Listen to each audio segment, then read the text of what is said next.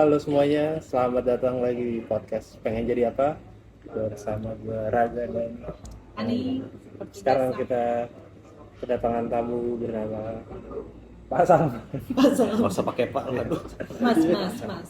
Fari, ya seperti biasa di podcast kita bakal ngobrol soal profesi. Ya, kita bakal tanya-tanyain Fari soal profesinya atau profesi yang pernah dilaluinya. Dia akan berbagi pengalaman dan knowledge yang dia punya. Apa yang mau kita profesi apa yang akan kita bahas di hari ini? Financial analyst atau analis keuangan, benar nggak? Analisis Iya. keuangan anak. Bisa dibilang seperti itu. Jadi emang apa financial analyst. Jadi kan ini pakai gue lo aja ya, kita santai aja. Jadi Iya, Mas. aja pakai pak, kita seumuran ini. Ntar gue dikira tua. Nah, ya pokoknya financial analyst. Nah, financial analyst itu kebetulan menurut gue itu sebenarnya kerjaan gue 4 atau 5 tahun sejak gue lulus kuliah itu gue sebagai financial analyst. Lu starting ya jadi Sebagai Ya gue start sebagai financial analyst, tapi kan financial analyst itu kan ada beda-beda tuh. Jadi ada apa sih yang kita mau analisa gitu. Jadi kayak financial analyst kan apakah kita analisa bagian apanya korporasi, apakah misalkan kan ada yang juga bagian operasionalnya misalnya, tapi ada juga bagian kesehatan perusahaan, ada juga bagian investmentnya seperti itu. Nah kebetulan gue itu lebih ke dulu namanya bisa dibilang equity analyst atau investment analyst lah gitu. lu kemudian Investment analyst. Nah jadi itu adalah mungkin pernah dengar orang main saham gitu misalnya. Ya. Nah main saham gitu. sangat populer. Sangat populer kan, suka ada yang beli perusahaan ini nih, beli perusahaan itu gitu. Nah dulu itu gue awal karir gue itu gue kerja sebagai equity research analyst di sebuah sekuritas namanya Bahana Securities. Nah di situ adalah yang kita analisa itu seperti prospek perusahaan gitu. Karena kan kalau misalkan mau beli saham kan kita ada yang suka bilang kan beli saham tuh judi gitu atau apa gitu, atau gambling karena nggak tahu, atau ikut influencer zaman dulu belum ada, tapi sekarang ada sih. sekarang udah banyak yang influencer, oh yuk beli ini beli itu harganya akan naik ya, kayak rumah harga akan naik dalam 10% dalam berapa sebulan 2 bulan kemudian gitu. Tapi intinya kalau dari kerjaan ini namanya investment atau equity analyst itu lebih ke, jadi kita gimana kita menjadikan gambling itu tuh lebih seperti calculated lah, calculated gambling atau intelligent gambling gitu. Jadi kita kan kalau kita beli saham kan intinya kita tuh lihat kayak prospek perusahaan itu gitu. Jadi kita kalau analisa itu perusahaan si saham yang mau kita beli. iya yang kita beli, jadi kalau kita beli saham tuh artinya ya kita beli bukan keadaan perusahaan saat itu, tapi lebih ke prospek jangka panjang atau jangka pendek atau jangka menengah, pokoknya in the future lah perusahaan itu akan berhasil atau enggak. Nah itu akan direfleksikan oleh harga sahamnya gitu. Nah jadi kita itu dulu kalau sebagai equity analyst adalah ya kita lihat misalkan beberapa perusahaan listed gitu, misalnya perusahaan publik, terus kita lihat mana yang punya prospek gitu. Karena kan kalau lihat prospek kan pertama pasti kan kita lihat dari laporan keuangannya gitu. ya. Jadi apakah perusahaan ini dalam 3-5 tahun terakhir profitable atau enggak gitu ya. Terus apakah dalam, dan kita kan pasti historical itu penting, tapi kan saham kan lihatnya ke depan kan. Jadi kita juga lihat menganalisa dalam 3-5 tahun ke depan perusahaan ini tuh akan tumbuh lagi lebih kencang atau enggak gitu. Jadi kita lihat satu misalkan dari bisnis perusahaannya gitu, apakah ini perusahaan ini prospektif atau enggak, apakah dia di pasarnya itu sebagai leader atau enggak, atau mungkin sektornya gitu. Kan menurut kita mungkin ada beberapa sektor yang akan bagus dalam keadaan ekonomi saat ini dalam 3-5 tahun ke depan. Ya mungkin itu saham yang kita lihat gitu, misalnya kita rekomendasi. Tapi kan saham itu kan lebih ke valuasi juga kan ya. Jadi kayak misalkan kita lihat saham A harganya 500 per saham gitu, kita kan nggak tahu ini sebenarnya mahal atau murah sih gitu sahamnya 500 gitu benar. per saham. Ada yang harganya 20.000 gitu, 20.000 mahal atau enggak sih per saham gitu. Ada harga 100. Ada yang harga ya, ada juga gitu. Makin mahal, tapi kan indikatornya adalah sebenarnya kita menggunakan banyak financial ratios gitu kan untuk menentukan itu murah atau enggak. Jadi nah itu adalah tugas kita sebagai equity analyst, kita lihat dengan harga 500 itu kita lihat dengan laporan keuangannya, dengan labanya, dengan ekspektasi kita 3 atau 5 tahun ke depan, harga 500 ini sebenarnya masih murah atau enggak, atau mahal atau murah gitu.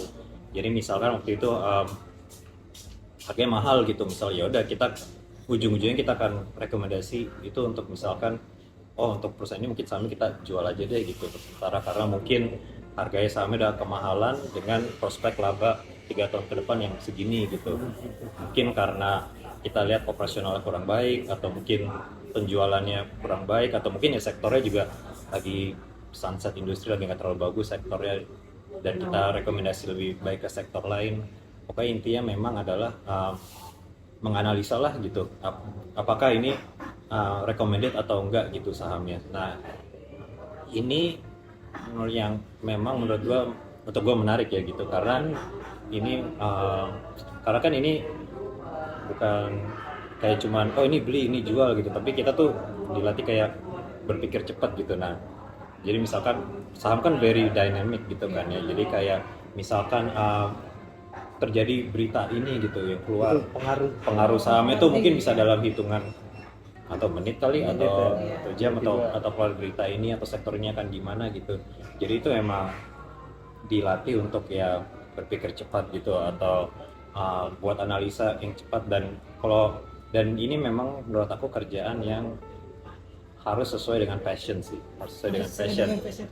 Karena ini memang membuat mengambil cukup banyak waktu jujur aja gitu untuk melakukan analisa, dan sangat dynamic gitu. Jadi sebenarnya kalau passionnya ada, itu mungkin ya orang juga akan happy aja, karena kan mungkin karena terjadi misalkan terjadi ada berita ini, ini ngaruhnya ke sektor ini, dari sektor ini akan mempengaruhi ke perusahaan-perusahaan ini gitu. Jadi kayak, dan ini kan kita juga memberi rekomendasi ke investor ya, jadi kan investor juga pasti akan langsung tanya ini kemana nih gitu, apa yang akan terjadi kalau keluar berita ini gitu, apa yang akan terjadi perusahaan ini ternyata iya benar, jadi dilihat pengaruhnya seperti apa gitu. Nah itu kita memang jadi punya mindset untuk kayak misal kayak punya apa ya itu tadi gambling ke saham yang lebih calculated gitulah, jadi mengurangi, karena kan ya kenapa aku bilang ada unsur gambling juga ya, karena kan kita nggak tahu ya, in the future tuh nggak tahu gitu, misalnya tiba-tiba terjadi COVID gitu kan,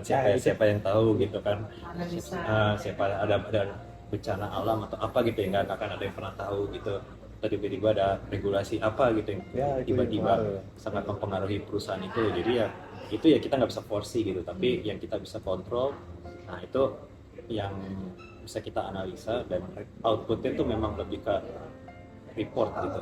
Jadi lu tuh bikin report. Betul, equity report. Nah ini adalah rekomendasi dari kita. Alasannya apa gitu, memakai teknik-teknik evaluasi financials, dan kita bilang kenapa saham ini murah atau enggak, kita bandingkan dengan perusahaan lain, lebih baik dia murah atau enggak gitu kan. Pasti misalkan perusahaan di satu sektor kan banyak kompetitornya, nanti kita juga saranin mending masukin ke saham yang ini dibandingin yang ini gitu. Itu setiap hari? Itu ya kita lakukan setiap. Lu harus rilis report setiap hari atau? Report itu enggak setiap hari, jadi ini tergantung lagi, jadi kayak kebijakan masing-masing sekuritas juga ya. Jadi waktu itu ada sekuritas yang mungkin mengeluarkan laporan keuangannya mengeluarkan laporan research itu harus seminggu sekali atau 2 minggu sekali gitu. Tapi ya kalaupun yang tadi kok terjadi sesuatu yang mendadak gitu ya, nggak mau kan langsung ada kita harus analisa, harus ini gitu.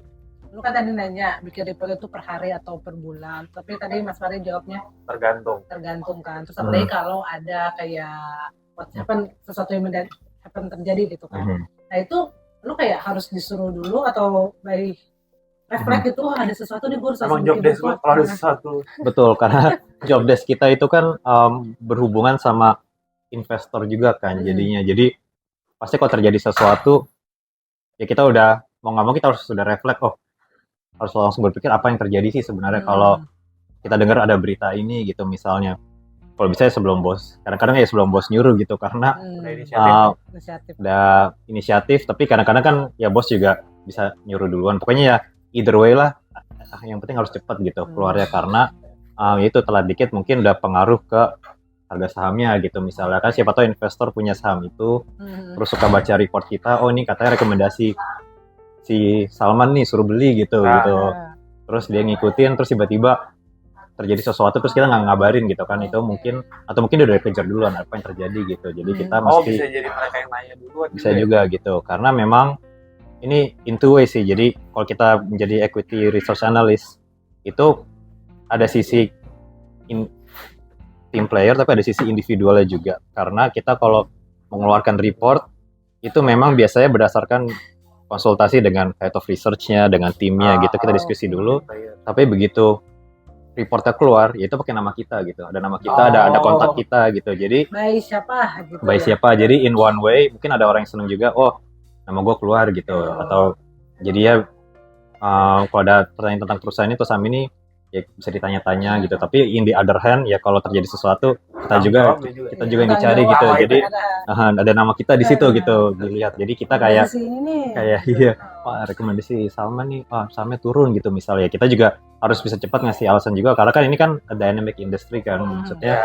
Dan kita selalu kalau kasih report itu ya nggak ada yang pasti juga gitu kan, pasti naik 10% gitu, beli di harga segini atau gini gitu. Memang menurut hitungan kita seperti itu, tapi kan kalau terjadi sesuatu yang kita nggak expect, itu ada resiko yang udah kita tulis juga di report itu gitu misalnya. Jadi kita harus bisa menjelaskan juga, oh terjadi ini, mungkin selanjutnya ini harus dilakukan oleh investor gitu misalnya. Jadi itu sih, jadi kita emang dilatih untuk selalu dynamic dan selalu berpikir apa yang bisa terjadi gitu. Jadi kan memang yang aku bilang tadi, ini adalah pekerjaan yang memang harus sesuai passion, karena ini memang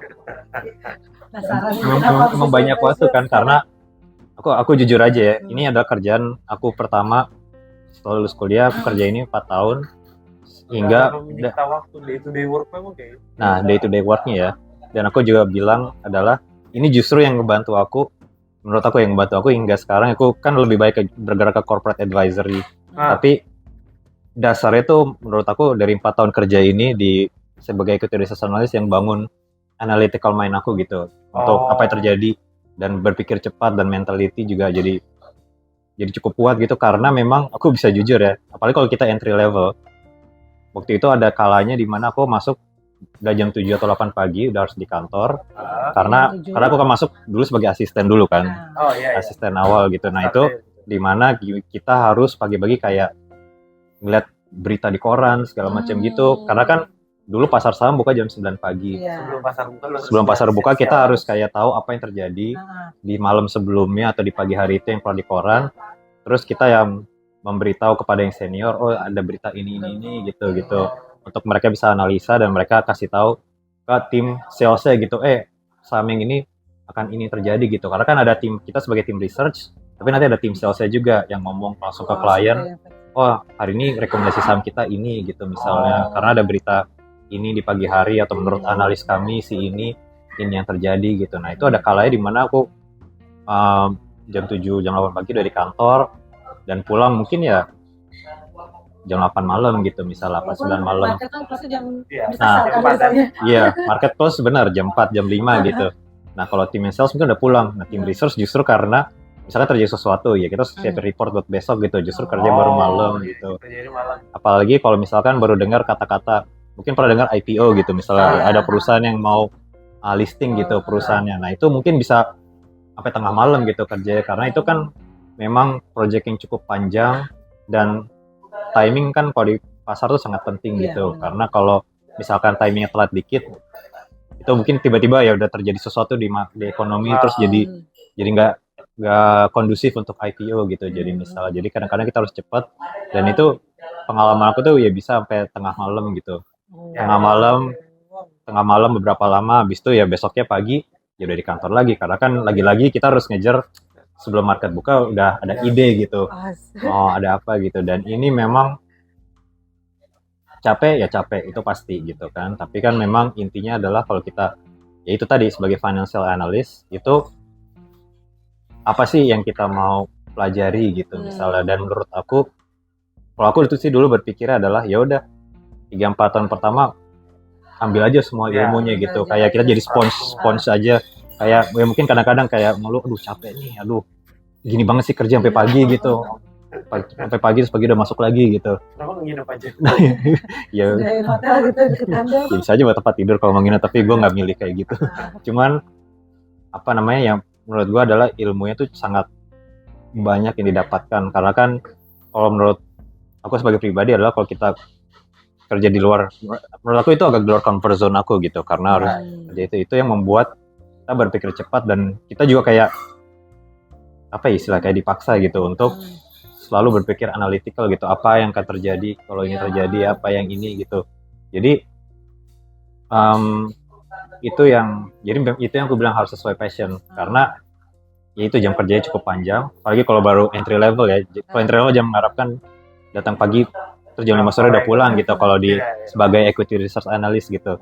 Tapi memang tujuan utamanya menurut aku adalah mengambil ilmu yang banyak di situ, karena ya itu berpikirnya itu harus cepat, dan menurut aku itu yang jadi berguna untuk aku kedepannya sampai sekarang. Kan aku sekarang lebih baik bekerja di corporate advisory, tapi memang ilmu yang aku ambil di 4 tahun ini, kerja keras di 4 tahun ini tuh benar-benar kepake banget sampai sekarang, sangat bermanfaat dan ilmunya cukup penting sih menurut aku. Jadi memang, tapi ada juga aku melihat yang kalau misalnya, ya itu aku bilang kalau nggak sesuai passionnya, ya itu udah pasti kayak capek gitu, karena kerja sampai pagi terus tiba-tiba dynamic banget gitu, terlalu dynamic industrinya gitu, jadi dia kurang suka burnout dan jadinya mungkin cari industri lain gitu, cari industri lain yang lebih manageable timing atau lebih sesuai passionnya. Jadi menurut aku itu kalau bisa sebagai entry level itu pas kuliah tuh kita udah mikirin tuh kita mau masuk ke jurusan kerjanya mau apa sih gitu, karena kan kayak finance kan yang aku bilang tadi banyak gitu jurusan, maksudnya mungkin bisa ke akuntansi atau bisa ke sekuritas. Kalau kayak sekuritas kan itu kita melihat banyak perusahaan gitu, tapi ada juga orang yang masuk langsung ke suatu perusahaan sebagai tim finance-nya gitu, tim corporate finance-nya gitu. Nah itu juga pilihan dari, misalkan kita yang ngambil jurusan finance harus sudah mikirin tuh kita lebih sukanya yang mana sih gitu. Karena kan ini langkah awal ini mungkin yang bisa menentukan nanti kita end goal-nya tuh mau apa gitu. Nah kalau aku dulu, kenapa aku masuk ke sekuritas adalah aku orangnya senang ngumpulin ilmu yang banyak dulu. Jadi di sekuritas itu kan kita ngelihat banyak sektor ya. Mau sengaja, udah niat mau ke situ. Gue udah niat ya either ke sekuritas atau advisory itu. Gue dulu belum berniat menetap langsung di satu perusahaan, karena gue pengen kayak ngebuka wawasan gue ke banyak sektor, memaksa gue untuk menganalisa semua sektor. Jadi gue senang itu dapat pengetahuan, analisa sebenarnya. Senang dapat pengetahuan itu, nanti one day ya gue pasti akan menetap di suatu perusahaan. Tapi intinya gue sekarang ya lebih senang mengurus banyak perusahaan dari berbagai macam industri gitu, karena ya itu yang ngebuat gue ya tertarik aja gitu dengan sekarang pada akhirnya menetap di satu perusahaan. Nah sekarang itu gue kebetulan ada di salah satu financial services company juga yang kasih advisory. Jadi gue memang masih berurusan dengan corporate dari macam-macam ini. Sebenarnya udah bukan equity research lagi, jadi ini lebih ke corporate advisory, di mana misalkan nih ada perusahaan mau merger atau acquisition atau perusahaan segala macam gitu. Jadi itu lagi, jadi ini agak beda lagi. Jadi misalnya pertama adalah equity analyst, lebih ke saham. Kalau ini lebih ke transaksi suatu perusahaan, misalkan dia mau melakukan corporate action apa gitu, misalnya saya mau melakukan merger acquisition, saya mau melakukan debt restructuring, saya melakukan segala macam gitu. Nah itu ya kita bisa memprovide salah satu servisnya gitulah. Jadi tapi memang ilmu-ilmu yang dulu diambil 4 tahun ini itu semuanya kepake di sini gitu. Jadi dan sama di kerjaan gue sebelumnya kan, setelah equity analyst kan gue sempat ke berbagai macam financial finance itu kan, tapi financial semua tapi memang kadang ada yang ngurusin instrumen kayak obligasi. Terus gue sekarang juga sempat ya ngasih advice juga dengan kementerian juga, gue sempat juga, dan sekarang juga dengan corporate juga. Jadi intinya semua finance lah gitu. Emang baik bidangnya, tapi ya itu gue bilang 4 tahun ini semua PLT emang gue senang di finance. Tapi emang lu senang apa yang bikin lu gue tertariknya sama finance? Bersila nggak sih itu kan apa ya namanya field yang iya. Jadi Sebenarnya sih awalnya ini sih agak lucu kenapa gue suka finance tuh karena dulu kan kayak kita di lab school kan, terus Terus sekolah. Saya tetap nggak suka. Kayaknya kita harus jelasin terus sekolah lu kan. Mungkin di lab Kayak school, nah lu. bukan itu. Nah dulu gue itu biasa kan dulu kan ada mindset IPA atau IPS Oh, iya, gitu jangan. misalnya. Anak IPA sih Anak pintar, IPA harus IPA gitu. Dulu gue juga mau IPA gitu. masuk IPS. Terus tiba-tiba ya kita masuk IPS gitu. Nah, Kita kan juga. Oh iyalah. Lupa ya. Anak kelas tuh ya ya. kita seangkatan kan kita ya. Nah, Masuk IPS. masuk IPS gitu. Tapi kan ya maksudnya ya dulu kan masih labil lah gitu. Masih labil kayak aduh kok nggak masuk IPA masuk IPS lagi gitu. tuh, Masuk merasa IPS. itu Nah, agak gagal. lo kali. Tapi ya maksudnya pastilah ada perasaan gitu karena dulu gua ya biasa kan orang tua kan juga ya jurusannya IPA gitu, biasa orang tua IPA gitu. Beberapa Tapi banyak yang pindah kok. iya Supaya betul. masuk IPA ke Zaman dulu kayak gitu. Iya.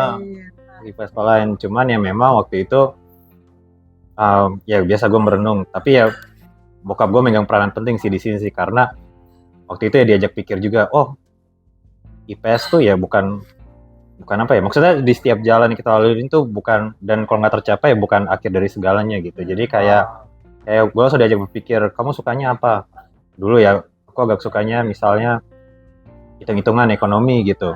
Lalu ya kita pikir bareng, oh kalau gitu ada field nih namanya finance gitu. Nah gue finance, terus pas gue masuk, oh iya ternyata finance itu ya gabungan antara hitung-hitungan dan ekonomi gitu, dua hal yang emang gue suka gitu. Dan kebetulan ya di IPA nggak belajar itu kan? nggak belajar itu, dan Namanya nggak- dan gue ya masuk IPA karena dulu kan gengsi masuk IPA. Sebenarnya gue nggak suka kayak sebenarnya gue nggak suka kimia, Zaman itu tuh kayak gitu. kimia fisika mungkin gue kurang suka sebenarnya. Tapi anak IPA tuh pintar. Tapi pas gue tahu itu, nah finance ekonomi, dan gue tertarik gitu waktu itu kayak lihat keuangan perusahaan. Jadi gue udah mulai waktu itu lihat keuangan perusahaan, Itu dari kelas lihat 2 SMA. ekonomi negara gitu. SMA. Kenapa? Dari SMA. Dari SMA kelas 2 kelas 3, soalnya gue kayak Lu ngapain sama ya? sama ya kita masih ya itu gue nggak dalam juga pokoknya. Tapi udah Masih. udah terpapar. Udah lihat-lihat Ya, ya. gitu lah ya. Itu kan kelas 3 kan, Iya. kelas 2 belum. Jadi itu udah beberapa tahun terakhir karena ya biasa bokap gue tuh ngajak berpikir karena ini akan menentukan gue jurusan kuliah mau kemana sih gitu. Nah untuk itu jadi memang kalau gue itu ya karena lagi-lagi influence bokap gue yang dosen ya. Jadi kayak selalu berpikir ayo sekarang jalannya mau kemana gitu, karena jalan-jalan ini tuh yang akan nyambung ke terakhirnya mau apa sih gitu, kita mengincar apa gitu. Nah gue waktu lihat finance dan gue suka, ya akhirnya kuliah gue milih jurusan itu gitu, finance gitu. Nah di dalam finance ya itu lagi banyak lagi kan, ada akuntansi, Iya, ada segala bagi-bagi macam, lagi. bagi-bagi lagi gitu. Nah di situ kalau kita udah mulai masuk finance, kita mesti tahu lagi passion kita finance itu kayak yang apa gitu. Nah aku untuk beberapa orang suka akuntansi gitu, gue kurang suka karena itu kan melihat ke belakang gitu. Tapi ada juga yang suka karena Beda banget ya, akuntansi. iya, jadi akuntansi itu kayak melihat ke belakang, kayak oh misalkan lah dia mengaudit keluar laporan keuangan Sesuatu yang sudah terjadi. apa yang sudah Wah, terjadi yang gitu. Kemarin ngapain? Nah kita sebagai investment analyst, nah kita menggunakan hal yang udah dihasilkan oleh akuntan untuk lihat ke depan. melihat ke depan gitu, Prediksi ya lu ya. prediksi ke depan. Jadi gue orangnya juga ternyata gue orangnya suka modeling gitu. Misalnya orang suka ada yang main financial modeling untuk bikin projection, terus ada yang intinya tuh gue mulai merasakan kalau gue tuh suka ya nggak tuh suka saham aja gitu, kayak suka melihat oh ternyata misalkan ya sebenarnya dengan berita dari luar juga, misalkan perusahaan kayak Apple atau apa gitu dulu kan suka ada ini, oh sahamnya naik, sahamnya turun, gini gitu. Gue suka dengar beritanya, terus tiba-tiba oh kayaknya tertarik juga nih untuk pelajarin saham dan gimana cara analisa saham gitu. Tapi itu sebenarnya udah mulai di akhir kuliah gue sih. Pas awal kuliah pasti banyak main-main dulu. Nah begitu udah mau akhir kuliah, mau skripsi, nah itu baru kepikiran, aduh gue kerja mau kemana nih, finance ada banyak gitu. Baru gue lebih dalam lagi, gue mau apa sih gitu. Nah di situ ya gue baru melihat finance, ya gue lebih suka finance yang yaitu otak-atik. Misalkan ya financial modeling, analisa apa yang terjadi, apa yang akan terjadi ke depannya gitu. Analisa itu tuh gue suka gitu. Akhirnya ya udah, gue coba ke beberapa sekuritas, gue juga coba bank waktu itu, ya keterima di sekuritas gitu.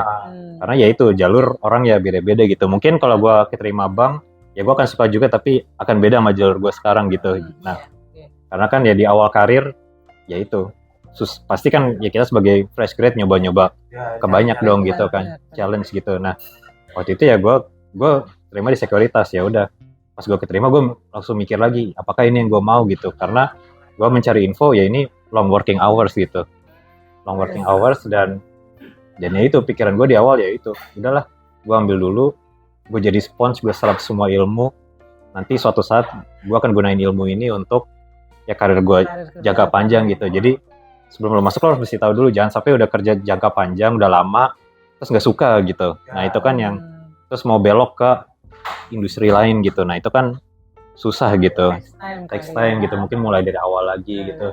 Jadi memang menurut aku sebagai fresh grad itu paling penting yaitu know your passion dulu di awal, know your passion di awal dulu mau apa, karena itu yang bikin lo suka kerjaannya gitu. Jadi kayak udah long working hour tapi oke, at the beginning just serap semua ilmu deh yang ada gitu. Itu yang menurut aku cukup penting sih di awal. Lo kayak ngasih jangka waktu gitu.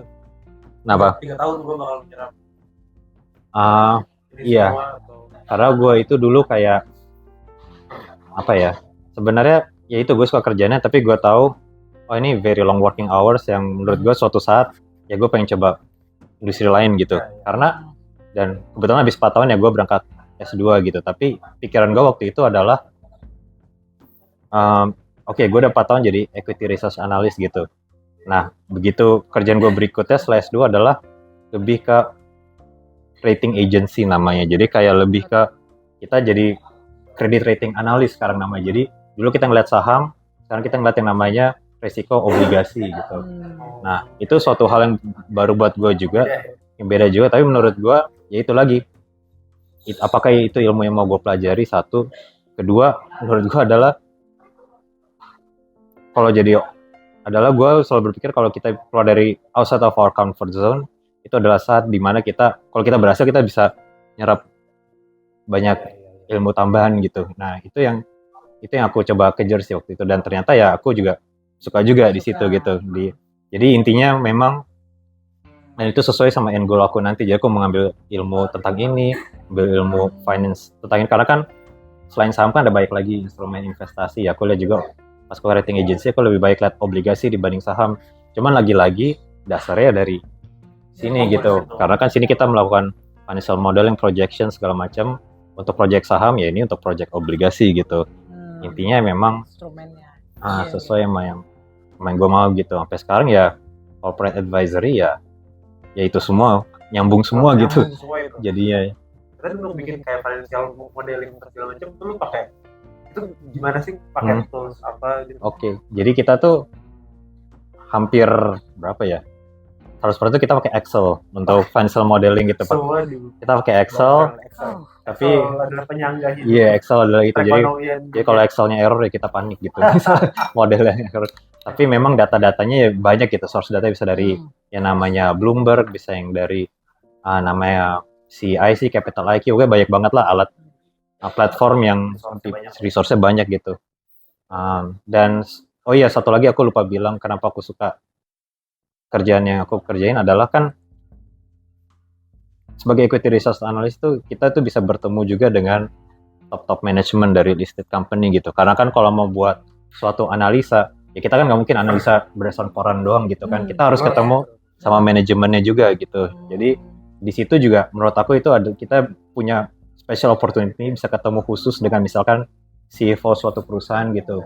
Jadi kita bisa ngobrol apa sih strategi ke depannya, apa mitigasi kalau terjadi resiko ini gitu. Jadi kita itu bisa menangkap cara berpikir CFO tuh misalkan seperti ini gitu, cara mikir CEO tuh seperti dari sektor ini seperti ini gitu. Dan menurut aku itu adalah kesempatan yang sangat bagus, yang spesial gitu, yang kita bisa itu pengalaman yang di saat gimana kita bisa nanya direksi gitu untuk direksi jawab kita gitu. Jadi memang ya itu makanya kalau aku bilang kalau sesuai passion dan intinya mau belajar, menurut aku ya it's a good start sih untuk itu, karena kan kita nggak selain dapat ilmu kita juga dapat kayak rationality dari cara berpikir CEO, CFO itu kan itu pelajaran yang Kita ketemu Mahal. CEO kok di bawah kantor kita doang.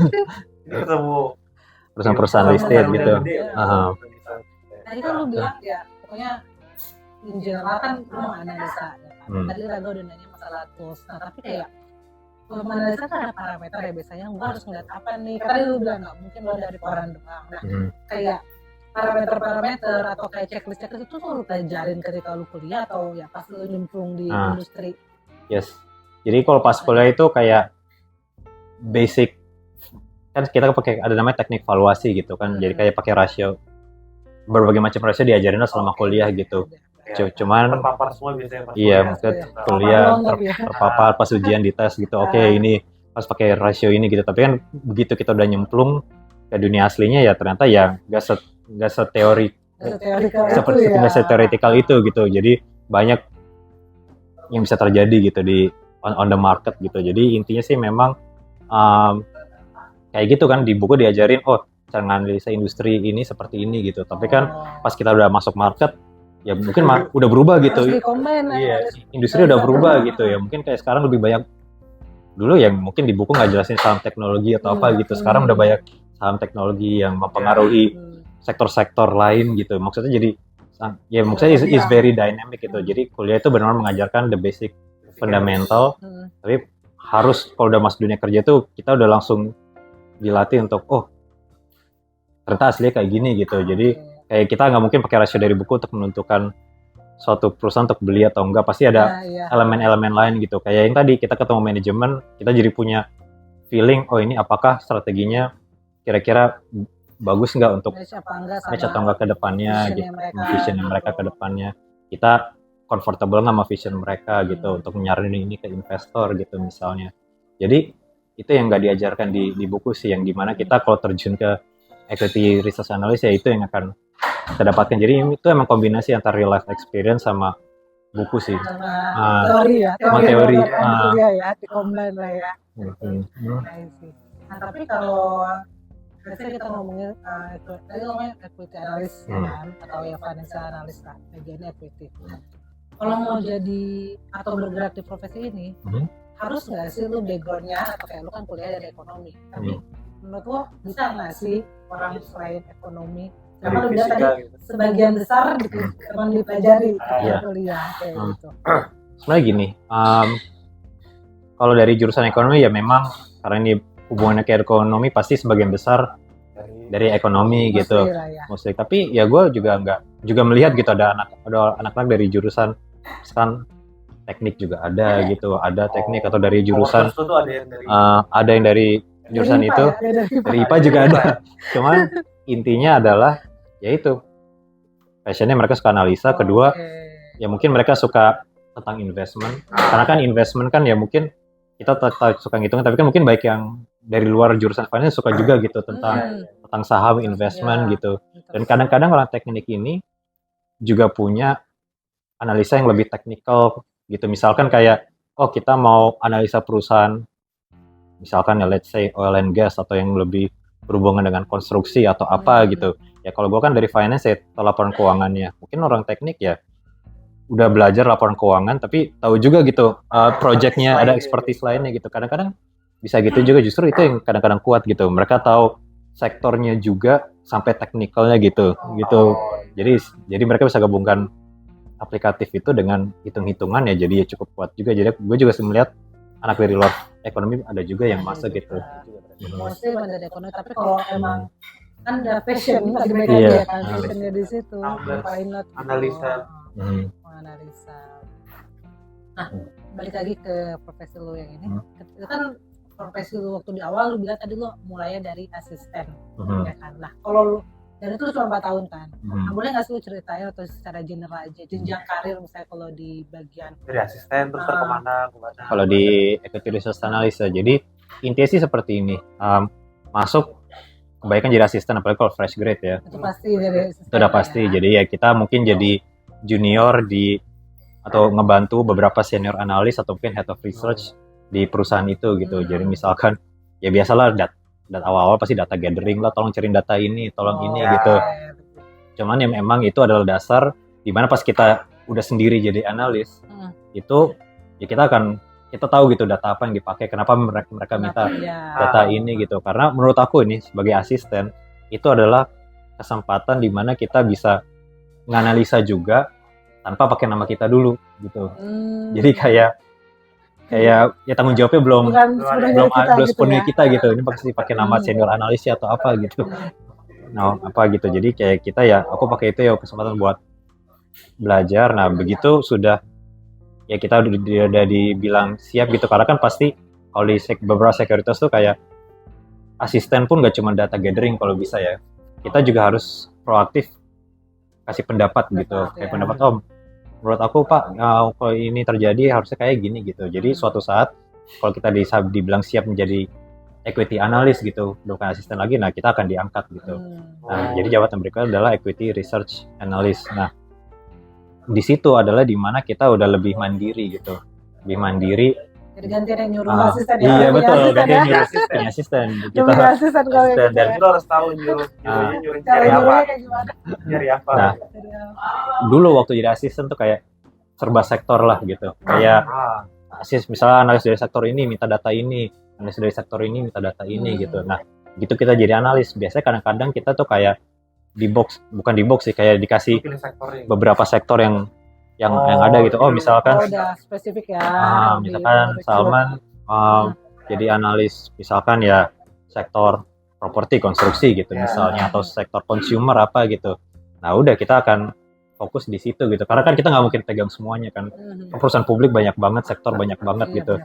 Jadi kita udah di box, ada yang ahli komoditi gitu, misalnya ada yang ahli ini. Jadi Indian itu kan as a research team gitu kan. Jadi misalkan ada investor datang nanya, gimana nih outlook komoditas gitu ke depannya. Oh, ini saya ada analis komoditi gitu. Si ini gitu. Si ini ada yang ahli di tempat kita, ahli properti gitu. Misalnya saham properti, tanya ke ini gitu. Jadi intinya kita akan punya spesialisasi masing-masing. Walaupun ya beberapa house sekuritas juga bisa diputar juga sektornya. Saya mau sektor ini gitu, biar udah bosan sama sektor ini misalkan bisa aja, tapi itu memang persetujuan antar analis, karena kan nggak mungkin juga kita langsung ngambil sektor lo buat gue gitu, nggak bisa juga. Tapi intinya ya memang tergantung resource ya, bener juga. Availability. Kalau udah kamu dua sektor, 3 sektor gitu. Kalau analis ini keluar udah sektornya ambil buat gue, siapa tahu kan, soalnya kan ya memang itu kan, jadi kadang-kadang ada masanya kan, ini tergantung cycle juga. Jadi kalau lagi komoditi boom ya analis komoditas yang dicari, ada misalkan suku bunga lagi rendah, properti lagi laku ya properti yang ditanya gitu ya. Pokoknya ada masanya lah gitu, cycle. Walaupun ya kalau cycle lagi turun bisa dicari juga, ini kenapa nih sahamnya turun, itu bisa juga gitu. Tapi kan nggak enak gitu. Tapi ya tergantung cycle juga sih. Ketika jadi analis? Nah, habis jadi analis kan, nah ini kalau di sekuritas tuh suka beda-beda gitu polisinya. Nah, kadang-kadang ada yang jadi senior, ada posisi senior research analyst gitu misalnya. Nah, setelah senior research analyst baru jadi head of research. Nah, seperti itu. Nah, head of research tuh ya memang ya ujung-ujungnya ya yang kayak kepala sekolah lah dari tim research ini gitu. Kayak dia yang kayak suatu line di mana sebelum publish report coba ke saya dulu gitu. Di review dulu gitu. Jadi intinya mungkin itu report pakai nama kita gitu, tapi sebenarnya udah dilalui dari head of research gitu. Jadi kita juga agak aman gitu lah. Ada kalau misalnya researchnya ada atas nama Pak Salman yang keluar, kan udah di review sama Pak Head tadinya. Misalnya ada sesuatu yang buruk terjadi dengan research tuh, atau kurang sesuai lah, atau investornya kurang happy dengan gitu loh. Itu yang disalahin dulu apa? Nah, mau nggak mau ya memang ya kita sebagai analis gitu. Nah, itu memang tough condition, sama bukan tough sih, ya itu juga melatih kita juga berhubung interaksi dengan investor gitu. Jadi kayak ya pastilah ada suatu, kan saham kan nggak mungkin naik terus kan. Jadi pasti ada suatu saat dimana saham itu turun, ya kita juga mesti siap dengan ya apakah alasannya gitu. Apakah alasan turun, kan kita nggak mungkin juga bilang ke investor, turun nggak tahu deh, nggak tahu kenapa nih, nggak tahu. Sahamnya emang naik turun Pak. itu emang resiko Pak gitu. Oh ya udah, dia kalau gitu ya saya pindah aja ke analis lain, sekuritas lain yang lebih jelas gitu analisanya gitu. Nah, jadi memang ya itu memang karena nama kita yang keluar, ya itu on one hand itu kadang-kadang ya kalau sekuritas lagi bagus gitu ya, kadang-kadang kita bisa di quote juga, oh ini analisa seperti ini gitu. Hmm. Ya on one way ya bagus sama keluar, tapi on the other hand ya tadi bisa dicari juga gitu. Dan itu Oke. yang ya itu emang termasuk bagian dari latihan sih Resiko sebagai pekerjaan lah ya. resiko pekerjaan lah gitu ya. Kayak semua pekerjaan lah, kalau Ada customer lah nggak ya. puas ya pasti ada yang ngomel juga gitu. Kalau ini ya investor gitu. Ya headnya duluan, terus kita headnya yang ke kita ya Iya, kan? iya betul kayak tadi. Oh, Oh. si ini yang analis utamanya. Karena kan memang kalau head yang bagus ya dia emang mengapalai semuanya, tapi dia bukan orang yang ngambil apa ya pesannya, kayak ngambil misalkan misalnya si Raga gitu ahli sektor ini, ya dia nggak adil juga kalau dia semua yang ngomong gitu. Sebenarnya kan ini alisnya dia, jadi iya. dia memang harus ya udah kasih Mendelegasikan. mendelegasikan, oh ini ahlinya gitu. Jadi ya si ini juga latihan untuk menghadapi investor ya. Soalnya kalau semua digabung di head ya jadi ya nggak latihan juga gitu. Iya. Jadi sebagai analis Si kayak analisnya nggak info. nah, Sorry Mas, tadi balik lagi. Kan lu sebagai analis, terus tadi mention ada sales juga kan. ah, Nah itu tuh ketika lu menyelesaikan suatu analisa lah ya kan dari buatnya. Nah itu lu yang mengkomunikasikan apa si sales itu sih mengkomunikasikan ke si Ke klien. investor? Nah, ke investor. Jadi kan kita tuh sales tuh kayak ini ya. Ya kita tiap jam 9 pagi, dulu jam 9 pagi sih sebelum market buka itu kita udah ngomong, oh ini analisa kita.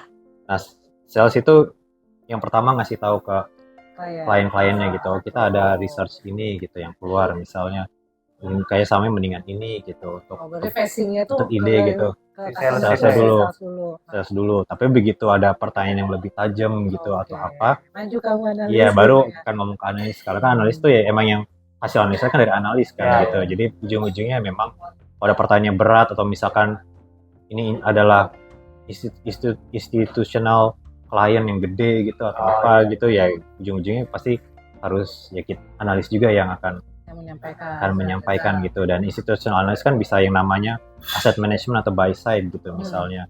Kalau ini kan lebih ke sell side gitu ya. Jadi kita sell side itu lebih yang menjual ide gitu. Kalau buy side itu ya kayak reksadana gitu misalnya. Nah kan reksadana udah ada pengelola asetnya gitu. Nah mereka adalah buy side yang mengkonsumsi produk dari sell side. Seperti itu sih. Mas Fari. Yes. Sebagai tadi apa new entry ya kan, sebagai analis financial analyst ini fresh graduate lah ya. New entry. Kira-kira lu tahu nggak sih rata-rata, terserah lu mau based on experience atau knowledge lu saat ini gitu kan, rata-rata nih misalnya kalau teman-teman mau join saya berkecimpung di jadi financial analyst. profesi ini, kira-kira rata-rata atau whatever you know gitu kan, salary-nya berapa sih Mas? Yes, untuk salary ya, yes, on my head sih salary 11 tahun lalu waktu gue masuk ini, tapi ya gue sempat tanya-tanya update juga sih ke sektor sekuritas sekarang itu. Jadi sebenarnya kan sekuritas juga kan ada banyak kan, ada sekuritas yang foreign, ada yang betul. ada yang domestik juga, dan ini kan juga tergantung dari besarnya sekuritas itu juga gitu. Maksudnya apakah sekuritas itu as a trading company atau punya project yang besar atau enggak, itu kan pasti kayak, atau punya client base yang besar atau enggak, pasti Mas, emang kalau sekuritas itu belum tentu trading ya?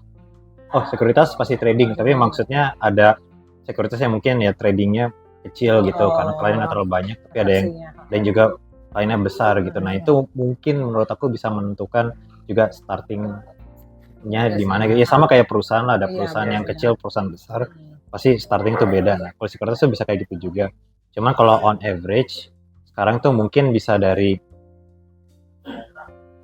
high single digit. Jadi misalkan ya mungkin 5-10, tapi ada juga yang menutup kemungkinan tuh udah double digit gitu, udah ada kayak puluhan, kayak 10-an gitu untuk awal. Cuman ya itu tadi adalah long working hour gitu kan, itu harus dipikirin juga. Jadi memang ada financial benefit, dan sebenarnya kalau mengincar kerjaan ini juga salah satunya selain dari gaji juga kan dilihat dari bonus juga kan, bonus dari ini juga karena kan ini adalah sektor atau industri yang bergantung juga selain sama trading itu sama proyek-proyeknya juga. Misalkan ada perusahaan yang IPO atau enggak, misalnya ada perusahaan IPO besar atau perusahaan mau corporate action yang cukup besar gitu, itu kan juga menentukan misalkan keuntungan dari sekuritas itu juga gitu. Nah misalkan ada IPO besar ya nggak menutup kemungkinan ya pengalih bonus yang didapat itu juga besar gitu. Misalkan ya kadang kita bisa single digit, kadang ya bisa double digit juga gitu untuk pengalih bonusnya. Aduh, kenapa gak? Aduh, Untuk Enggak ya. cuman ya itu tadi sampai pagi. ada resikonya. Ada resikonya itu. Kayak itu. Jadi tapi itu lagi bergantung market. Jadi kalau marketnya lagi gak bagus, ya projectnya juga kan nggak akan banyak kan. Perusahaan nggak akan banyak IPO juga gitu. Misalkan kayak kemarin lagi COVID gitu, pasti kan yang IPO nggak sebanyak kalau marketnya lagi hijau atau lagi bagus gitu, lagi naik gitu. Jadi memang ya ada cycle-nya juga, kadang ya ada masanya bonus nggak terlalu besar, ada masanya bonus besar juga. Cuman ya itu lagi. Kayak aku bilang tadi, kalau ada project IPO ya jangan kaget kalau disuruh sampai malam gitu, disuruh sampai tengah malam, disuruh jamnya ini ada project dekat deadline gitu. Perusahaan kamu kerja terus dong. Gitu. Jadi memang ya ada pro and cons-nya gitu. Pasti ada pro. Di awal. Pro-nya bonusnya besar, cons-nya ya long working hours. Iya. Tapi memang ya itu lagi bonus tidak mengikat ya. Namanya bonus. Namanya juga bonus ya. Bisa kalau lagi jelek ya perusahaan bisa aja bilang, oh sorry kita lagi nggak bagus ini ya. Ya Kita nggak biasa. tahu ya. Betul juga. Serah apa aja deh kayak gitu. Soalnya kan ya in another way kan, mau lagi turun mau lagi gerak saham tetap jalan kan. Ya. Jadi ya kerjaan kita juga tetap Ada. ada terus gitu, menganalisa perusahaan ini. Ya itu sih, misalkan ya kayak kemarin teman-temanku yang di sekuritas waktu lagi COVID, ya mereka harus aktif gitu karena kan ya sahamnya cukup volatile gitu. Kalau keadaan makroekonominya atau apa ya lagi volatile, atau kemarin lagi udah terjadi Ukraine sama Rusia gitu, misalkan terjadi sesuatu, pengaruh pasif saham-saham yang terpengaruh akan langsung bergerak juga. Itu akan banyak perlu insight dari analis ini, apa yang terjadi nih, apa yang terjadi di sektor ini, lalu ke sahamnya seperti apa gitu. Jadi ya itu sih. Sebenarnya gue penasaran sih Mas. Gue orang yang awam mengenai saham dan ya itulah instrumen-instrumen itu. Kamu punya sih, disuruh buat ngetes waktu itu. Nah, intinya aja deh. Tahu sedikit karena kita pernah mengerjakan. Kita bikin project sekuritas juga. Oke. Dengan Anda. Oh iya. Nah ini gue juga awam mengenai kayak tadi lu bilang ada sesuatu kayak tadi dia berurusan Ukraina dengan Rusia itu. Intinya kenapa sih itu impact suatu saham? Padahal kan jauh gitu ya. Maksudnya itu kan, gue ngerti sih itu relate ke ekonomi, cuma gue kayak nggak nemu garis merahnya gitu. In simple way gimana sih Mas? Simple way. Jadi misalkan terjadi sesuatu ya Ukraine Rusia gitu, emang jauh, tapi pasti kita ditanya apa ada dampaknya nggak ke Indonesia gitu. Karena kita waktu itu melihat, atau ya aku kan nggak ada sekuritas lagi ya, tapi pasti akan dilihat pengaruhnya apa. Misalkan Ukraine Rusia, mereka adalah satu negara penghasil minyak gitu misalnya. Jadi kan karena terjadi perang di situ, jadi ya kan secara dunia suplai minyak berkurang gitu misalnya. Jadi kan waktu itu kan jadi harga minyak naik gitu kan. Ya kayak sekarang aja harga BBM naik gitu misalnya. Harga minyak naik. Nah, misalkan kalau harga minyak naik, ya udah mungkin saham-saham yang jual minyak sektor itu jadi bagus, tapi sektor-sektor yang menggunakan minyak sebagai bahan bakar atau sebagai apa gitu jadi terpengaruh gitu. Jadi ya labanya akan berkurang gitu. Di sisi lain juga misalkan waktu itu batu bara juga ya supply terganggu, di mana batu bara mungkin sekarang bisa kita sekarang bisa bilang kayak karena perang itu membuat kayak ada super cycle untuk commodity boom gitu. Karena sekarang batu bara mungkin harganya udah naik 2 kali lipat dibanding dengan beberapa tahun sebelumnya gitu. Nah itu dianalisa lagi, ya pasti yang untung perusahaan batu bara kan, karena yang jual batu bara gitu pasti untung gitu. Tapi kalau di sisi lain yang belinya, misalkan perusahaan semen gitu misalnya, kita tahu perusahaan semen banyak butuh batu bara untuk bakar power plant-nya atau bakar untuk bikin semen gitu, mereka pasti kena gitu. Atau perusahaan lain yang pakai batu bara, misalkan waktu itu kita sempat dengar kayak PLN gitu butuh subsidi lebih banyak gitu misalnya, yaitu karena harga batu bara juga lagi meningkat gitu. Jadi maksudnya emang ya ada pro and cons, pasti ada sektor yang diuntungkan, tapi ada sektor yang dirugikan gitu. Ya, walaupun kita gak nyambung sama Ukraine Rusia, tapi kan ada yang namanya kayak komoditi itu global price gitu kan. Jadi jadi ya kita juga walaupun kita di domestik, tapi kita pasti beli batu bara, jual batu bara pasti berdasarkan harga global gitu. Dan itu ya ujung-ujungnya kalau kita mau lihat lebih panjang lagi itu yang menyebabkan sekarang harga-harga pada naik terus jadi inflasi gitu. Misalnya karena inflasi naik suku bunga, terus suku bunga pengaruh ke sektor apa aja. Ya maksudnya jadi bisa nyambung terus kemana-mana. Jadi ya jadi ke sektor mana gitu. Nah itu memang kalau jadi equity analis ya memang analytical itu harus tahu gitu untuk bisa mendeteksi opportunity-nya tuh ada di mana yang atau bahayanya ada di mana gitu. Karena nyambungnya mungkin perang di Rusia, Ukraine, tapi ya mungkin kita sebagai negara juga trading kita nggak banyak sama Rusia, Ukraine gitu. Tapi implikasi pasti tetap ada gitu. Walaupun ya nggak sebesar kalau kita di Eropa gitu. Tapi tapi ya tetap pasti ada gitu. Oke, misalnya seperti itu. Itu simpel ya. Oke, gue ngerti.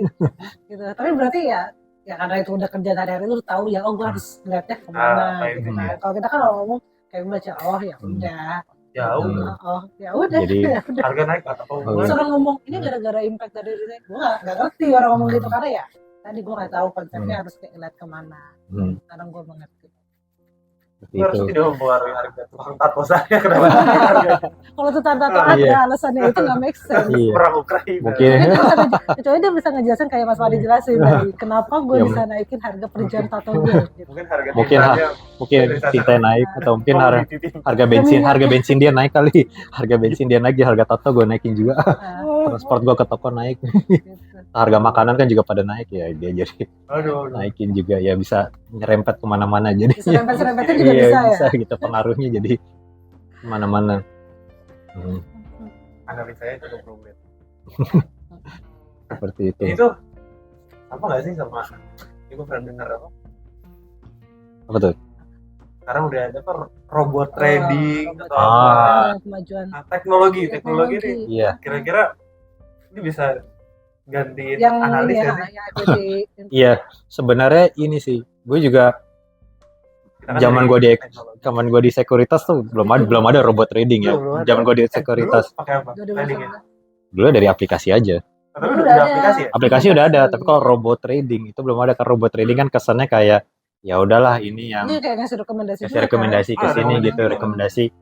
Oh, itu kan kadang-kadang robot trading tuh kalau aku lihat misalkan dia nganalisa risk profile kita seperti apa gitu. Karena kan kita ada pertanyaan-pertanyaan harus kita jawab.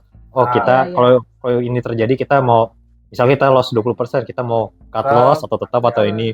Pokoknya ujung-ujungnya kita lihat resikonya terus keluar rekomendasinya gitu. Ya itulah robot trading, ujung-ujungnya kasih rekomendasi ya. Indian ya kita juga gitu. Kita mau ikutin atau kita punya pandangan sendiri. Karena ada dua nih. Satu kalau kita ngomongin tentang apa namanya aku lupa, kayak AI atau apa gitu ya untuk trading gitu, itu ceritanya udah lain lagi karena mereka itu udah pakai kayak algoritma atau apa gitu untuk bisa beli jual saham kalau ini yang terjadi gitu secara cepat. Nah kalau itu lain lagi cerita yang mau robot trading. Kalau ini tuh lebih advance yang mungkin di Indonesia belum banyak tapi luar negeri udah ada gitu dengan untuk algoritma. Nah kalau robot trading yang aku lihat sekarang itu adalah ya itu lebih ke rekomendasi sih. Rekomendasi apakah mau atau enggak gitu. Ya mungkin sekarang ada yang lebih canggih tapi aku belum up to date karena aku dengan sekuritas. Tapi beberapa yang aku pakai kan aku kadang-kadang pakai reksadana juga. Aku ada reksadana juga. Nah, kadang-kadang ya pakai reksadana itu ada robot trading. Oh, mending masuk ke reksadana ini gitu.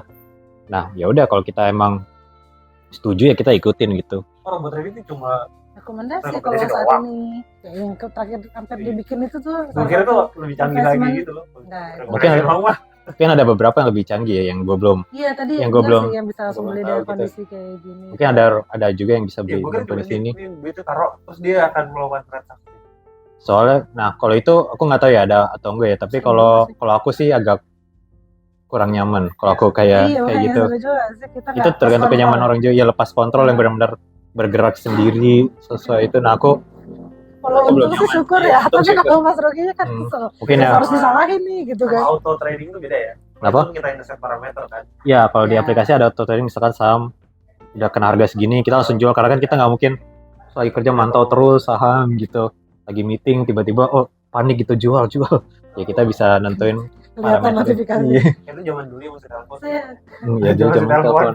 Iya, zaman zaman dulu. dulu ya masih waktu pas Masih- pertama kerja. Iya, masih banyak ya telepon, masih teleponnya. telepon atau masih ya dulu udah aplikasi tapi belum secanggih sekarang. Sekarang kan kayak aplikasi banyak banget ya. Banget banget. Aplikasi banyak Pasti banget. punya. Rekomendasinya juga banyak banget. Nah, aku jujur ya belum up to date banget lah gitu untuk yang bener-bener apakah robot trading udah ada yang advance atau belum, aku belum tahu. Tapi yang aku alamin baru lebih ke rekomendasi sih. Aku belum memakai kalau ada yang cepat langsung beli jual itu aku belum. Gua belum Berarti pakai. robot Belum ada, trading belum ini kan Belum bisa ada. dibilang sama dong outputnya ketika sama kayak kerjaan yang tadi masih rekomendasi. Berarti entah kapan itu bisa menggantikan in-person analisis itu nggak sih menurut kamu? In a way mungkin one day bisa, tapi menurut aku masih ada beberapa elemen yang perlu human judgment sih kalau menurut aku. Untuk misalkan karena ini kan kalau menurut aku ya masih belum bisa kayak hitam putih gitu, kalau ini terjadi rekomendasinya pasti ini gitu, pasti nggak lurus ya. harus. Iya, iya. Soalnya ada misalnya ini ada dua analis gitu, dua analis yang bisa menerima berita yang sama, yang menurut mereka ini mungkin beritanya kurang baik, jadi rekomendasinya dia jual, tapi menurut analis ini bisa beda lagi, menurut dia ini bagus gitu. Jadi mungkin ya kayak tadi pandangannya misalkan ke perang Ukraina Rusia gitu, mungkin satu pandangannya oh ini perangnya nggak akan lama gitu, misalnya akan cepat recovery-nya. Tapi kalau menurut ini mungkin lebih nggak setuju kalau akan cepat perangnya, mungkin lebih lama, jadi lebih lama recovery-nya, jadi akan rekomendasi akan beda gitu. Menurut aku mungkin AI atau apa gitu lah ke depan mungkin bisa bantu hitung-hitungan, tapi in the end decision untuk bikin suatu view gitu, menurut kita outlook-nya gimana, Feeling terutama. feeling mungkin, dan menurut pengalaman juga kan mungkin orang analis ini udah melalui banyak siklus ekonomi gitu. Kalau ini terjadi kayak akan terjadi ini gitu. Experience Ya mungkin ya ada kind of human judgment menurut dia ini gitu. Ya mungkin menurut AI hasilnya ini, tapi menurut dia enggak, feelingnya tuh lebih ke ini gitu. Kadang-kadang ada feeling yang menurut analis tuh parameter tuh nggak bisa didapetin sama si Iya. teknologi itu lah ya. Jadi makanya kadang-kadang kita kalau lihat rekomendasi saham dari banyak analis, ya ada yang bilang jual, ada yang bilang beli, ada yang bilang tahan aja jangan diapa-apain gitu ya kan. Walaupun infonya yang didapat mungkin sama gitu, tapi pas mereka olah beda-beda gitu. Mungkin ada yang yang gampang lah, misalkan ada pertumbuhan, menurut saya dengan keadaan segini pertumbuhan perusahaan ini 15% gitu. Tapi menurut analis ini enggak, sektornya mungkin nggak akan bagus, cuma 5% aja deh pertumbuhannya gitu.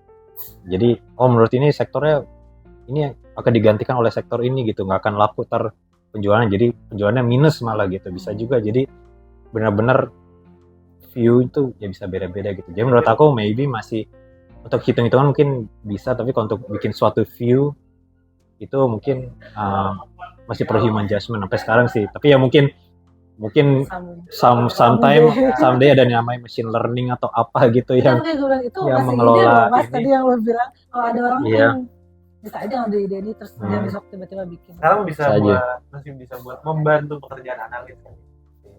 Iya, mungkin itu analisis. Gue suka minta rekomendasi dengan ChatGPT. ChatGPT yang baru itu. Sama apa yang bagus gitu. Berbayar. Berbayar. Masih ada yang free. Ada. Per malamnya kayak tadi gue cek Oh gitu.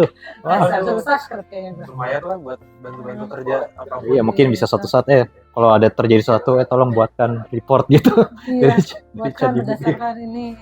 Ini suatu saat bisa. Maksudnya ya menurut aku sementara masih kayak gitu, tapi ke depan ya teknologi berkembang sangat cepat gitu ya. Kayak sekarang kita ya 10 tahun yang lalu ya kita who knows, sekarang bisa kayak aplikasi teknologi, semua dari aplikasi gitu bisa kita kerjain ini gitu ya. Indian ya kita harus adapt juga gitu.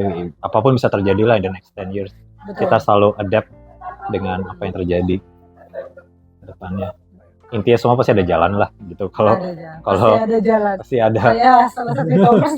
Iya. Slogannya selalu ada jalan. Selalu ada jalan. Sampai ke pelosok-pelosok juga selalu ada jalan. Oke. Lu bilang ya pro kontra jelas sebetulnya secara mungkin kalau kita lihat secara orang yang passion sih fine aja gitu kan. Tapi lu sendiri nih lu passion kan di sini, makanya lu suka dengan jam yang crazy kayak gitu. Tapi bukan ketika sama itunya deh. Nah, tapi ketika lu mengerjakan Terus itu, sekarang udah gak crazy dulu udah sih nggak sekarang. itu kan dulu Makanya, awal-awal kan. iya. Dulu awal-awal. Saat masih Terus muda emang semangat. butuhnya, saat itu butuh. Lagi ada tenaga.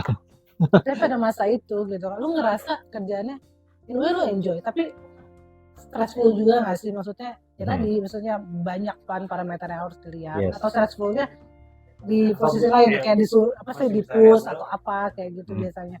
Stressful sih pasti ada, apalagi kalau menghadapi deadline yang ketat ya gitu. Kayak salah tertentu, karena kan sebagai QT analis kita nggak mungkin ini terjadi sesuatu terus kita nulis ya misalkan seperti media gitu, misal ini terjadi terus udah gitu, kita harus ada analisanya juga apa yang terjadi kira-kira ke depannya segala macam gitu. Jadi ada nilai tambahnya juga kenapa orang mau baca report kita gitu. Kalau cuma baca update ya orang bisa baca ya buka aja berita gitu dari internet atau apa, tapi kan yang orang cari adalah apa sih analisa lo gitu dengan ini terjadi.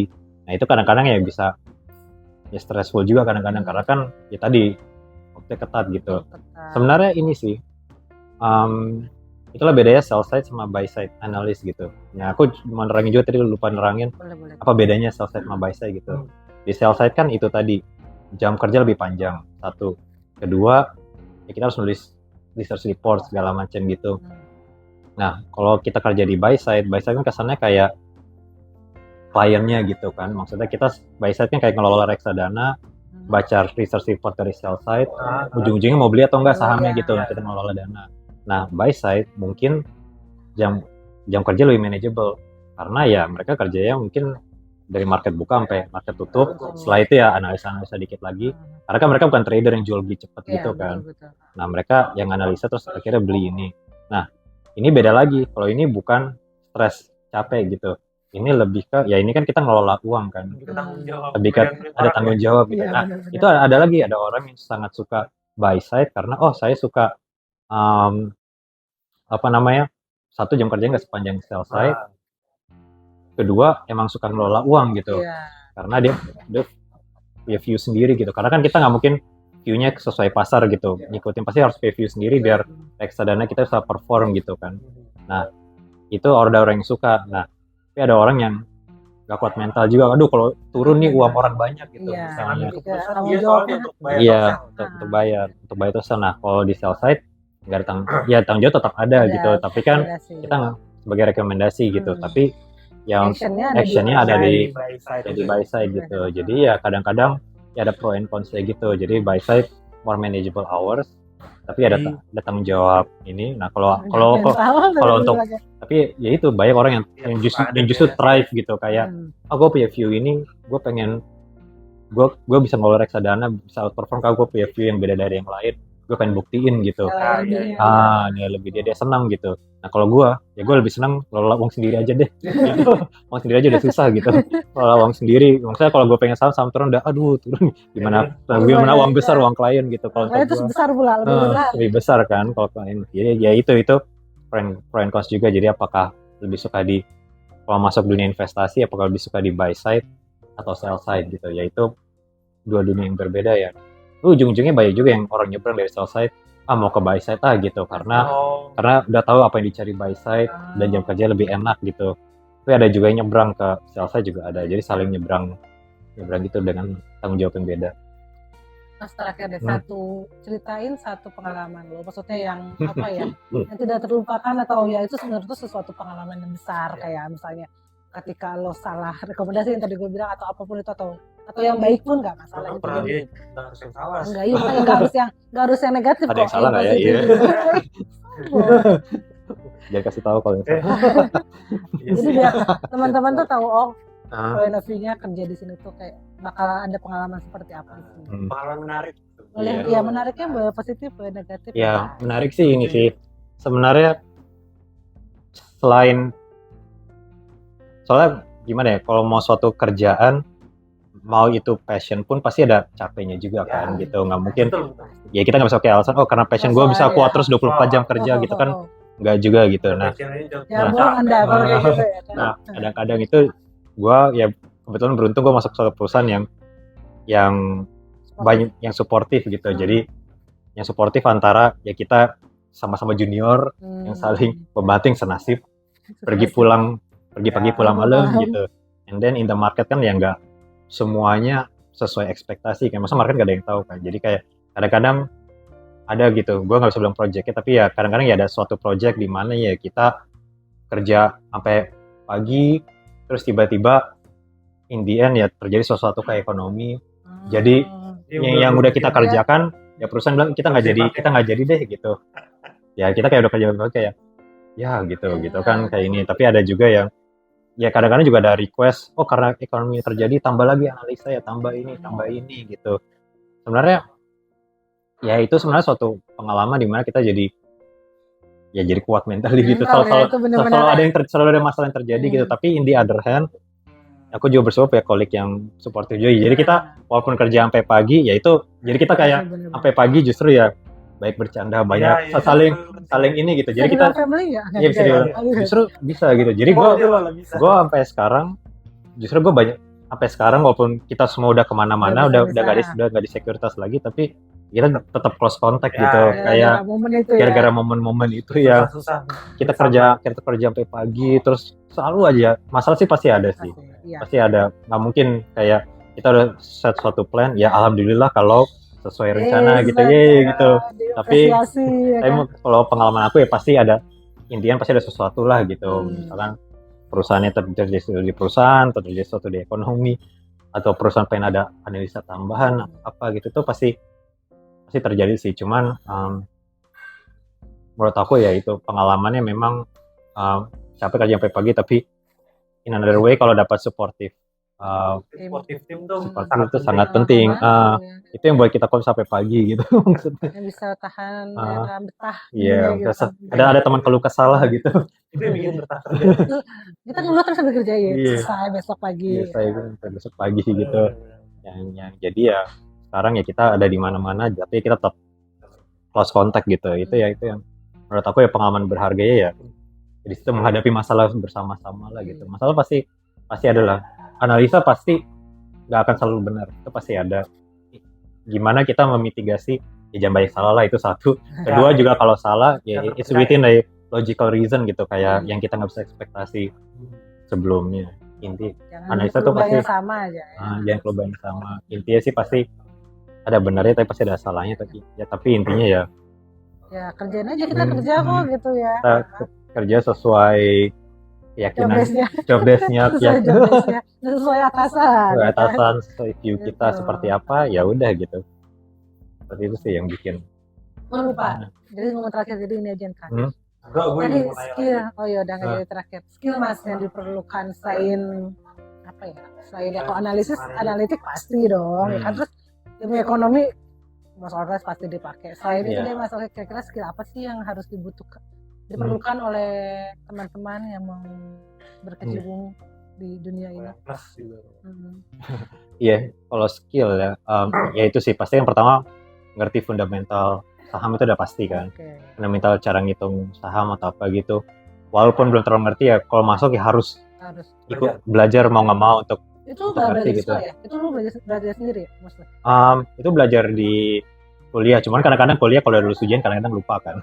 Jadi udah kelamaan, tapi pas masuk ya itu kita jadi benar-benar menggunakan ilmu itu, tapi on another level, benar-benar dengan dunia nyata tuh ternyata seperti ini saat ini gitu kan. Jadi kayaknya dulu dipakai deh di kuliah, cuman pernah deh gue ngerjain ini, kayak pernah deh gitu, tapi udah lupa gitu. Cuman ya itu penting juga, tapi skill lainnya yang mungkin nggak yang nggak ke capture di kuliah, mungkin yang kita bisa bangun ya, itu mungkin kayak communication skill gitu misalnya, karena kan kita menghadapi investor gitu, misalnya kita menghadapi manajemen juga gitu, terus kita juga mengkomunikasikan view kita tuh seperti apa biar bisa meyakinkan investor. Kalau kita aja ragu-ragu, investor mana mau dengerin gitu. Atau kita ngobrol sama manajemen, kalau kita misalkan nggak ada critical mind untuk nanya, ya mereka juga ngapain gue jawab gitu. Maksudnya kita juga mesti bisa gali banyak informasi. Ini kan yang penting adalah gimana kita bisa gali banyak informasi yang penting, dan bagaimana menyampaikannya dengan baik dalam baik dan benar dalam tulisan sebagai report, ada writing skill juga, dan dalam komunikasi juga gitu, seperti apa gitu. Jadi bisa aja orang jago nulis report, tapi pas ditanya investor dia kurang yakin pas iya, ngobrol kurang ini, kurang ini. Karena kan investor pasti nanya yang lebih dari report ini gitu. Jadi kayak kalau saya bisa baca gitu kan. iya, kalau dari reportnya bisa baca apa ini, apa sih, ada pertanyaan tambahan. Nah itu sih kayak ilmu-ilmu yang mungkin ya kalau punya dari awal bagus, tapi intinya kalau udah masuk itu juga akan akan diasah terus gitu. Karena ya mungkin gue juga awalnya orang yang introvert ya gue kayak yang awal gitu, tapi ya gue juga video Iya, nggak untuk dia untuk sekolah. cuman ya ujung-ujung enggak juga ya, cuman ya ujung-ujungnya akan terlatih juga gitu. Itu sih jadi Lagi? Lupa kan lu bilang nah, apa bikin reportnya bisa malam terus siap sebelum market buka, pas market buka itu apa? nah pas market buka Lebih santai kan atau tetap bikin report? nah itu anything can happen kan kalau market udah buka Nungguin. gitu. Jadi kalau ya satu, kalau nggak terjadi apa-apa gitu misalnya sama sektor yang kita pegang gitu, kalau yang kena analis lain ya udah lo yang mikir gitu kadang-kadang. Lu berarti santai tuh.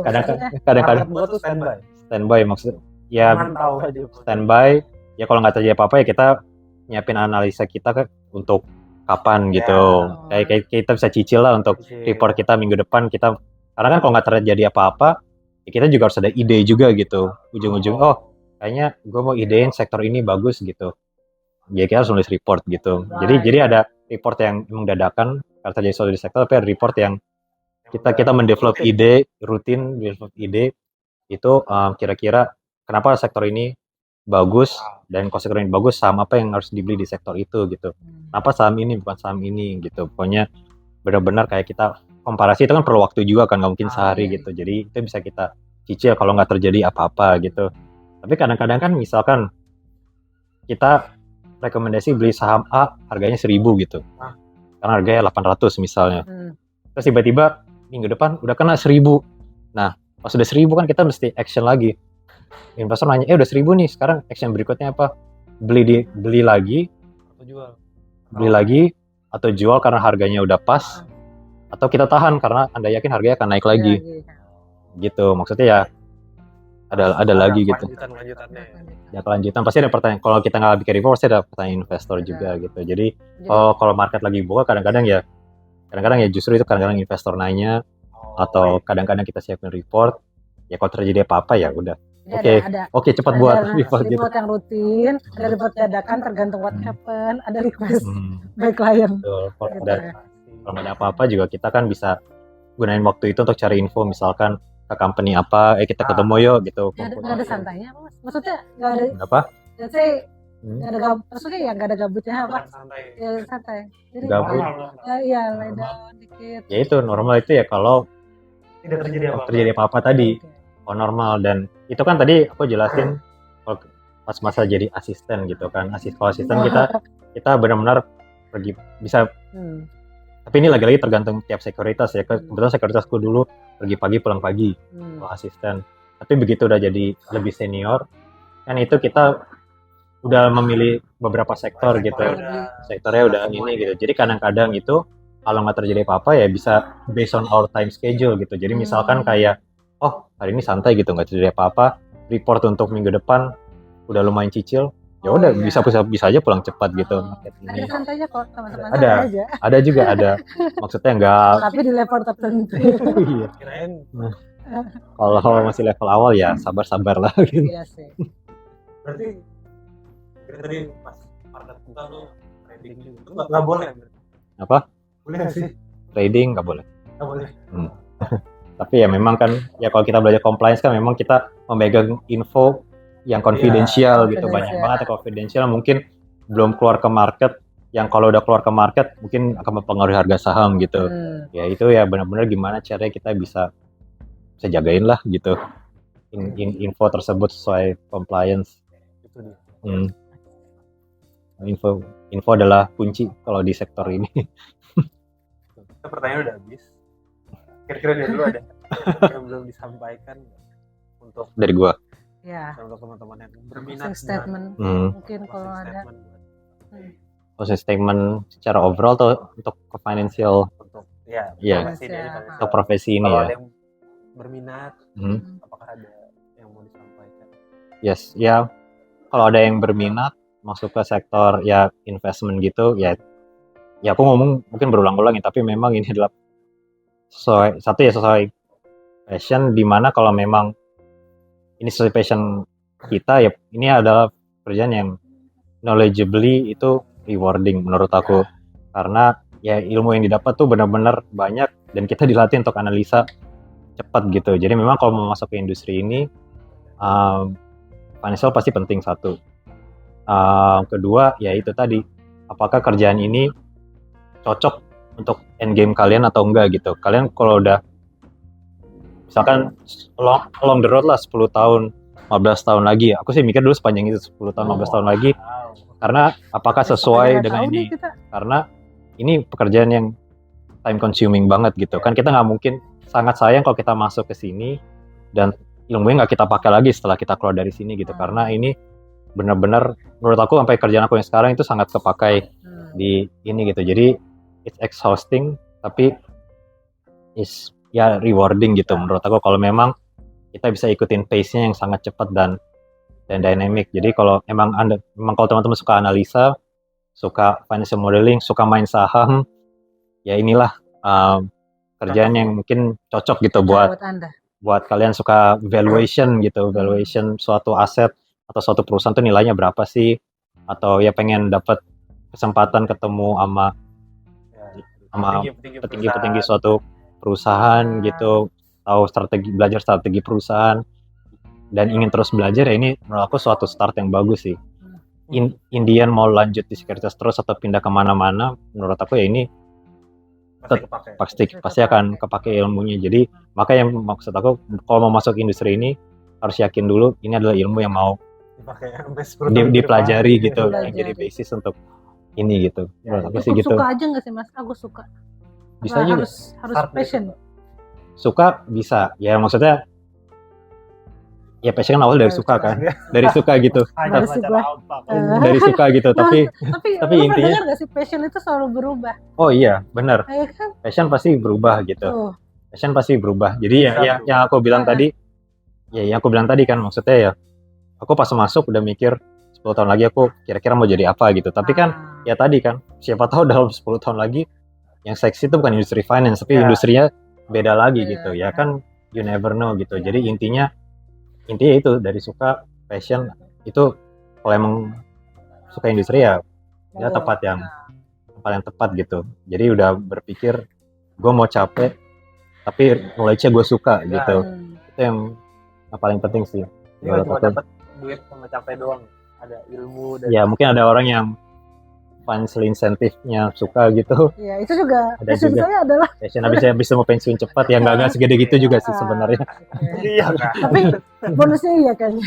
Bonusnya tergantung market ya, ingat. Tergantung.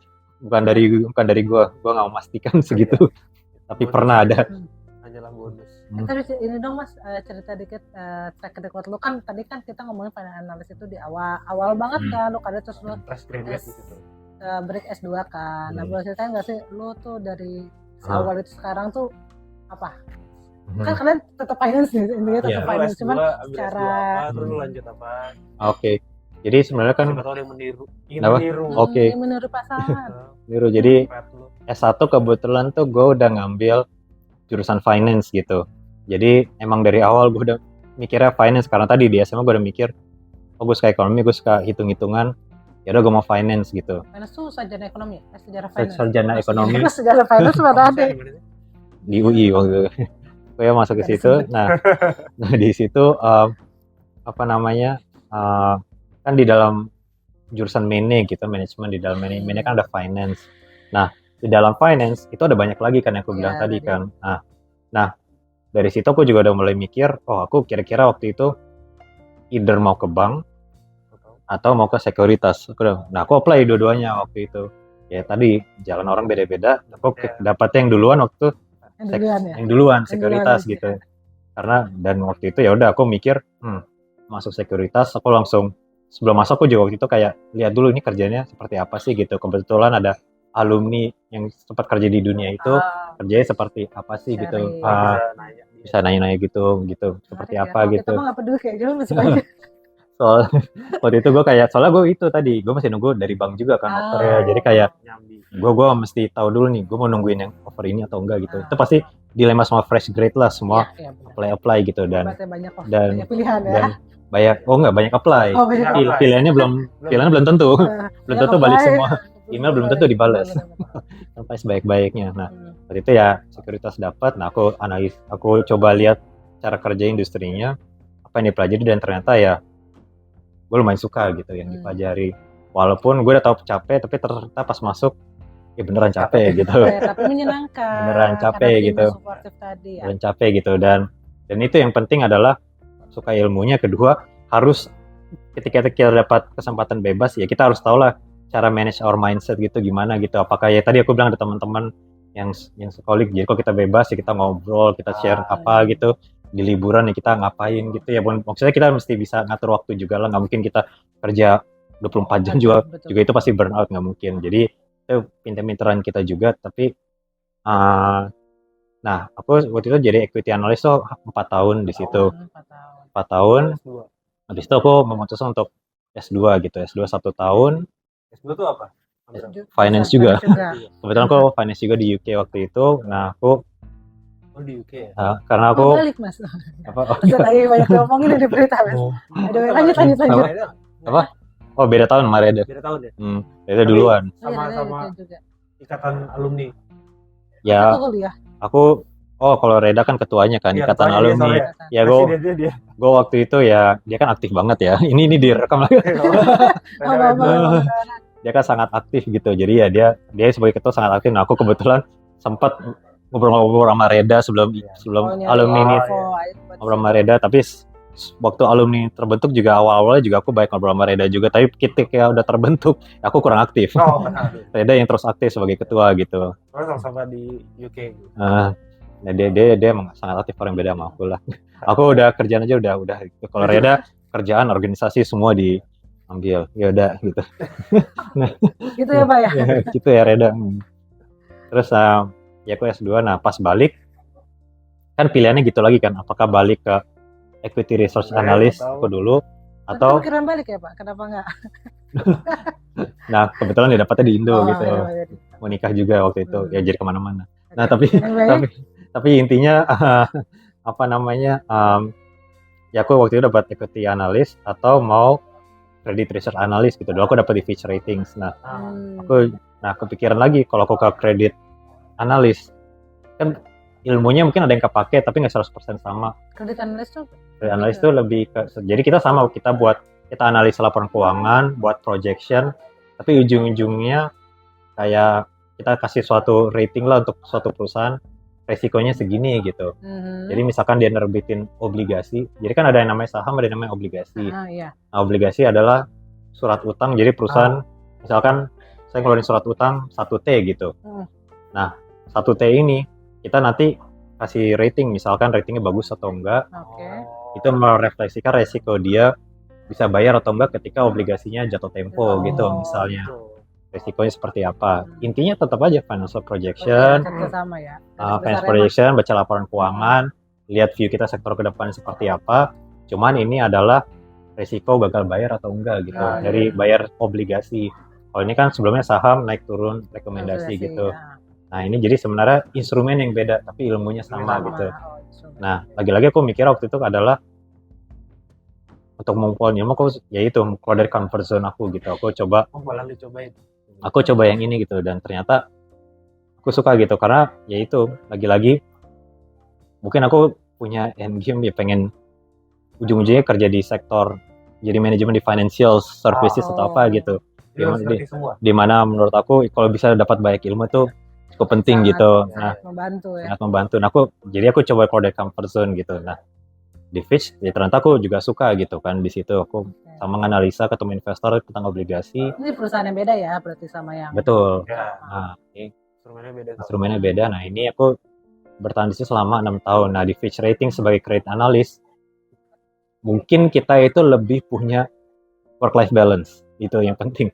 Waktu itu kenapa aku ambil itu juga karena kalau obligasi itu bukan kayak saham yang saham naik terus. Obligasi itu lebih jangka panjang gitu. Jadi analis ya tiba-tiba perusahaan ini bangkrut atau apa gitu, kita harus cepat gitu. Betul gitu. Setiap bangun kan, setiap Jadi- buka sama tutup tuh kalau Jadi begitu ada berita apa, ya kan nggak ada harga obligasi rating, iya. karena instrumen yang kita keluarkan rating itu nggak bisa kita kayak cepat ubah gitu, harus view jangka panjang lama. Jadi kita kalau ini terjadi, kalau udah terlalu parah, nah baru kita ubah gitu. Jangan, kita nggak bisa kayak sekarang, oh ini terjadi naik turun, nah itu nggak bisa, dipanggil regulator nanti. Nah itu jadi mungkin work life balance lebih ada. Kenapa aku juga suka gitu, dan juga kan karena obligasi jangka panjang kita bisa lebih manage our workload gitu. Itu yang aku suka dari kerja sebagai credit analyst. Tapi kan lagi-lagi ya tanggung jawabnya beda lagi gitu, karena kita berhubungan dengan bondholder sekarang, yang dimana ya kita ini bangkrut atau enggak nih, perusahaan bisa bayar balik atau enggak gitu. Nah itu udah beda lagi. Yang direkomendasikan tuh beda ya. Beda. Nah, sekarang apakah obligasi ini beresiko atau enggak gitu. Kalau beresiko kan kita harus kasih juga levelnya resiko seperti apa gitu. Nah kalau terjadi sesuatu yang kita nggak tahu, nah ya pasti investor nanya lagi, kenapa ratingnya ini bagus tapi ternyata dia perusahaannya nggak gagal bayar gitu. Ya, kita harus gimana caranya biar kita bisa refleksikan resiko itu duluan sebelum perusahaan itu terjadi sesuatu gitu. Ya itu lagi tantangannya gitu. Tapi itu sama, kita kan ketemu manajemen, ketemu apa itu nilai tambah lagi. Nah jadi terus gain knowledge. Nah kebetulan di situ aku bertahan 6 tahun. 5,5 6 tahun ya. Bulatkan saja 6 tahun. Ya 6 tahun lah gitu. Hampir 6 tahun di situ. Nah, setelah itu aku pindah lagi nih. Jadi perusahaan ada yang namanya Prospera gitu. Nah, jadi aku pindah ke situ. Ini baru lagi dunia baru buat aku, di mana itu adalah kayak development agency, di mana ini kayak suatu organisasi yang didanai pemerintah Australia untuk kasih advice termasuk ekonomi ke pemerintah Indo. Nah kebetulan aku lebih ke bagian corporate-nya gitu. Jadi misalkan ada analisa corporate, misalkan kementerian apa pengen tahu, misalkan analisa untuk BUMN gitu misalnya, atau misalkan ada industri ini, misalnya pemerintah mau kejar industri apa gitu, misalkan ya ada mobil listrik atau apa yang lagi hot gitu sektornya, minta rekomendasi juga gitu dari Prospera juga bisa gitu. Jadi kita kasih rekomendasi. Jadi itu ya lagi-lagi itu beda lagi buat aku gitu, karena tadi ya tadi berhubungan dengan investor, sekarang berhubungannya dengan pemerintah gitu, kementerian. Yaitu aku belajar lagi di situ, pace-nya itu cukup beda lagi pace-nya gitu, karena kan permintaan investor, permintaan kementerian ya yang agak lebih besar nggak sih? Nah kalau pemerintah, kalau di sini tuh mungkin kita lihatnya, nah kalau di perusahaanku sebelumnya mungkin kita lihatnya bisa lihat lebih detail ke satu perusahaan yang dalam gitu, untuk bisa bikin resiko seperti apa 3-5 tahun ke depan gitu. Tapi kalau ini mungkin lebih detailnya lebih broad gitu, nggak sedalam satu perusahaan, tapi lebih broad, di mana kita analisa suatu industri atau perusahaan yang digabungkan dengan ada namanya tim makro juga. Jadi view aku dari corporate disatukan dengan view dari makro, disatuin kita ada tim yang green energy juga gitu, misalnya ya benar banyak tim di situ disatuin, gimana jadi kayak suatu policy recommendation untuk pemerintah gitu, misal kementerian. Nah itu juga change of pace juga, jadi biasa rekomendasi rating saham nih policy gitu. Jadi yang lebih ke rekomendasi policy untuk perusahaan lebih baik apa yang diambil gitu.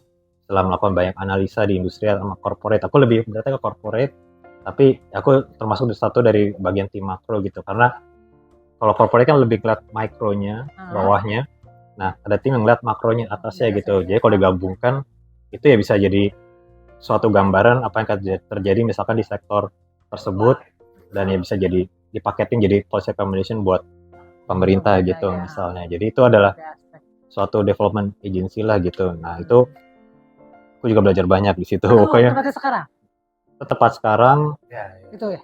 Nah tepat saat ini dan masih dan kebetulan juga bentar lagi ke corporate advisory. Aku akan pindah ke situ.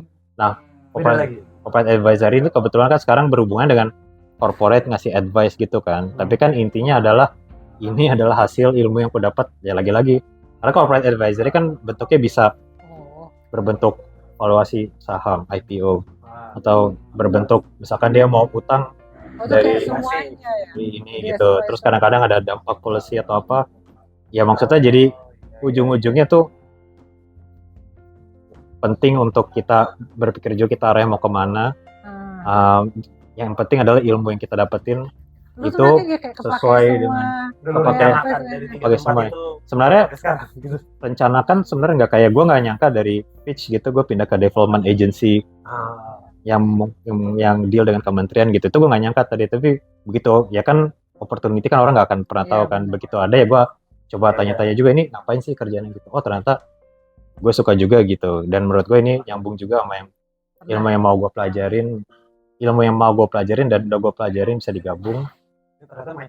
Dan ternyata pas di akhir di kerjaan gue berikutnya gitu nyambung. Jadi intinya memang ya itu tadi kan pilihan orang beda-beda. Ada orang yang mau, ini juga kan kalau kita ngambil finance itu penting. Kayak tadi kita mau berkecimpung di satu perusahaan, misalkan gue mau masuk perusahaan ini gitu, ya kan ada yang orang mau bentuk karirnya di situ, which is perfectly fine, bagus juga gitu. Dia bangun karir di situ, udah specifically tahu tentang luar dalam perusahaan itu dan sektornya, bisa bangun perusahaan itu. Ada yang pilih kayak gitu, tapi ada pilih yang kayak gue dan beberapa teman gue juga mikir kayak gue lebih mau menganalisa industri secara keseluruhan gitu, dimana mungkin suatu saat gue akan menetap di suatu perusahaan.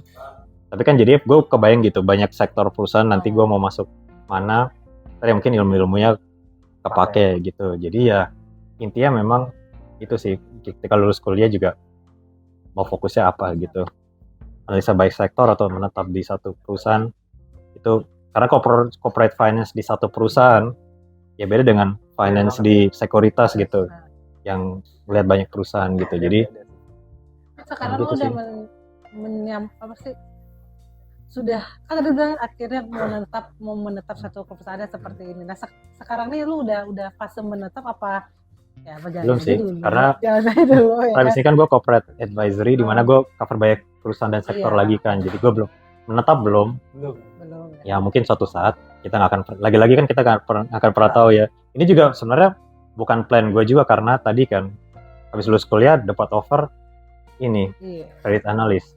Yang kalau gue nggak dapat mungkin gue akan balik ke equity research gitu kan. Cuman ya intinya itu, kalau menurut gue itu kalau kita mau coba aja keluar dari zona nyaman, dan selama ilmunya itu menurut kita penting dan kita bisa solve the knowledge, justru itu bisa jadi nilai tambah gitu mungkin untuk kedepannya.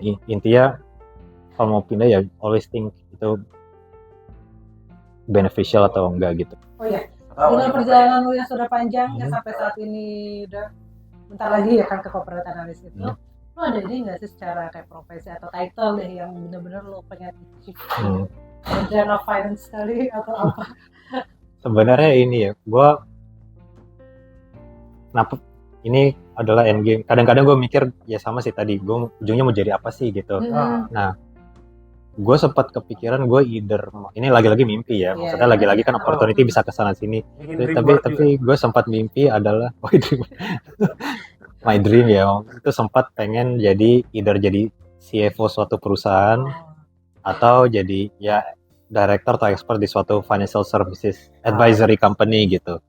Jadi itu sebenarnya yang dari tadi gue bilang kenapa gue mau kesana sini, karena itu emang sesuai sama end game yang lagi untuk sementara gue pikirin. Walaupun ntar mungkin ada industri udah berubah nggak tahu, tapi sementara kalau pikiran gue jadi CFO, pikiran gue adalah gue mesti learn sebanyak mungkin dari banyak jenis financial gitu. Jadi misalkan kayak dari equity terus jadi credit research analyst, ke development agency, sekarang ke corporate advisory.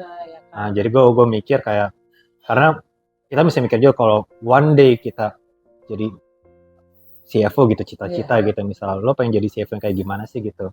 Apakah pengen jadi CFO yang cuma specifically tahu satu hal, atau yang pengen jadi CFO yang punya banyak ilmu yang knowledgeable yang akhirnya bisa kasih nilai tambah ke suatu perusahaan gitu. Nah, aku dulu mikirnya adalah ya aku pengen coba belajar yang banyak lah gitu. Jadi dari mana-mana, jadi one day kalau end game adalah CFO, aku bisa kasih suatu knowledge dari mana-mana. Karena kan kalau kita udah masuk corporate, ya kita kan nggak mungkin suatu corporate itu cuman mau analisa saham doang gitu. Satu instrumen doang. Pasti ada banyak yang dipelajari juga gitu.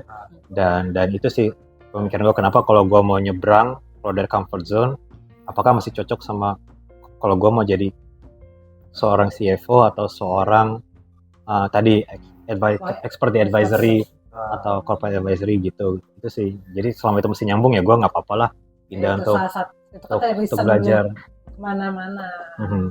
Karena masih sesuai gitu. Dan ya itulah, it's always a risk gitu. Kayak kalau kita keluar dari zona nyaman, ya risknya adalah apakah kalian akan cocok apa enggak gitu, apakah akan nyaman atau enggak gitu. Jadi itu emang suatu risk yang orang ambil sih. Jadi ada orang ya gue udah nyaman di tempat ini, ya gue pengen bangun karir di sini, ya udah itu nggak salah juga gitu, apa-apa. Tapi ada yang mau nyebrang gitu. Jadi ini ya bukan tips tapi ya sharing pengalaman kenapa gue ambil keputusan kayak gini gitu. Jadi ini emang benar-benar harus yakin dulu kalau pindah dan nyebrang. Karena nyebrang banget sih enggak, karena masih tetap finance gitu. Cuman ilmu dari segala bidang gitu. Jadi selama kita mengira itu berguna ya kita coba gitu. Kan end game ya itu tadi, anything can happen, mungkin ntar berubah lagi. Betul. Kita ada opportunity ini, jadi ya nyebrang profesi baru yang lebih keren, mungkin jadi teknologi apa gitu yang gue nggak kebayang, yang ya walaupun gue nggak ada ilmu sih belum, tapi ya gitu kan, who knows gitu. Tapi intinya gitu sih. Kalau tapi kan ya itu opportunity kan nggak selalu, misalnya kita pengen jadi suatu orang jabatan ini gitu, pas kita apply kan belum tentu kerjaan itu ada gitu. Jadi belum tentu maksudnya opportunity belum tentu kebuka gitu. Dan nggak mungkin kita juga terus tunggu maksa tunggu belum tentu kita dapat gitu. Gua harus sampai ini dapat baru gua mau pindah gitu. Itu ya nggak gitu juga, karena banyak juga case di mana kalau gue ya emang awalnya alhamdulillah pas sekuritas, tapi ada juga temen gue yang ya jalurnya beda, dia nggak mau bank gitu, tapi ya gue mau bank dulu deh gitu, karena dapatnya itu gitu, dapatnya itu gitu. Dia jadi bank, terus ya ternyata dia suka ilmunya, tapi ya ilmunya mungkin dia kurang suka, tapi dari culture-nya, dari segala macam adalah ilmu yang bisa diambil. Begitu opportunity itu kebuka tuh mungkin aja. Jadi ada yang kerja di bank terus sekarang jadi kayak seumurku udah ada yang jadi direksi di suatu startup company gitu misalnya. Jadi ya opportunity itu pasti ada jalan gitu. Jadi kaya ada juga gitu. Iya, ada juga teman yang nggak kerja kayak aku panjang tapi udah kaya gitu, ada juga gitu. Iya, kalau ada kerjaan gitu ambil aja yang gitu. Ada juga gitu. Ada juga yang cuma main saham duduk gitu juga ada. Tapi intinya ya beda-beda ya. Intinya makanya menurut aku adalah punya view jangka panjang tuh penting. Kecapai atau enggak itu urusan lain gitu. Tapi setidaknya itu plan gitu. Itu belum dari yang reda belum. Jadi bisa nyampe. Jadi intinya kalau ada belok-belok dikit ya mungkin nggak apa-apa, tapi mungkin suatu saat ada kesempatan untuk lurusin lagi gitu untuk nyampe ke target itu. Atau ya mungkin dengan kita belok nemu yang kita lebih suka. Ya who knows gitu. Di situ mungkin kita bisa ketemu networking juga penting. Kita ketemu network yang ujung-ujungnya dia pindah kemana suatu saat ternyata juga gitu ke situ gitu. Ya who knows gitu ya. Maksudnya ya always itulah. Oke. Apakah kita masih punya pertanyaan? Dari aku sudah. Dari pertanyaan ke terakhir. Ternyata banyak. Terakhir. Oke, kalau gitu Far. Kita malam sekali dan udah banyak. Mereka nggak tahu kok kita syuting malam, nggak usah disebutin apa. Kelihatan malam. Sore. Gitu. Jadi thank you banget nih udah sama-sama. Pak Salman atau Mas Fahri. Udah. Nggak usah pakai nggak usah pakai Mas ya, udah Fahri aja udah. Biar kelihatan muda. Kita seumur. Buat sharingnya yang sangat semoga berguna. Sangat berguna sih, baik dari segi profesionalitas, maksudnya pekerjaannya, terus dari experience lu juga menginspirasi teman-teman. Semoga ini menginspirasi teman-teman. Thank you banget Mas lagi, Mas Fahri udah datang ke podcast. Iya. Dan Paraga. Udah gue mau close ya. Iya. Thank you banget Mas Fahri udah datang ke podcast Pengen Jadi Apa. Makasih banget atas info-info, knowledge yang udah di-sharing. Semoga teman-teman terinspirasi, dan kalau teman-teman rasa ini bermanfaat boleh di-share, subscribe, ya kan, untuk membantu channel kita. Oke, sampai ketemu di episode selanjutnya. Thank you, Mas Farid. Thank you.